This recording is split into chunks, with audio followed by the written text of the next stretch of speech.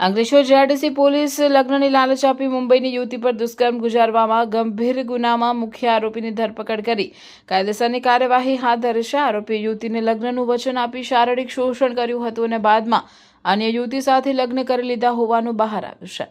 વર્ષ 2023માં સુરતની એક મિત્ર થકી મુંબઈની 22 વર્ષીય યુવતી અંકલેશ્વરના જીનફડા ખાતે રહેતા યુસુફ મહેતાનો પરિચયમાં આવી હતી।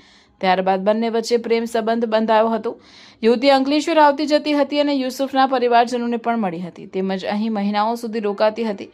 પ્રથમ વખત જીઆરડીસી વિસ્તારની હોટલમાં રોકાયા બાદ બંને વચ્ચે શારીરિક સંબંધની શરૂઆત થઈ અને ત્યારબાદ બંને પતિ પત્નીની જેમ રહેતા। યુસુફ મહેતા યુવતીને અંકલેશ્વરની અલગ અલગ હોટલોમાં લઈ જઈ અવારનવાર દુષ્કર્મ આચરતો હતો। જોકે જાડે પણ યુવતી લગ્નની વાત કરતી ત્યારે તે વાત ઉડાવી દીધો હતો। થોડા સમય પૂર્વે યુસુફ મહેતાએ અન્ય યુવતી સાથે લગ્ન કરી લીધા હતા અને ઇન્સ્ટાગ્રામ પર તેના ફોટો અપલોડ કર્યા હતા।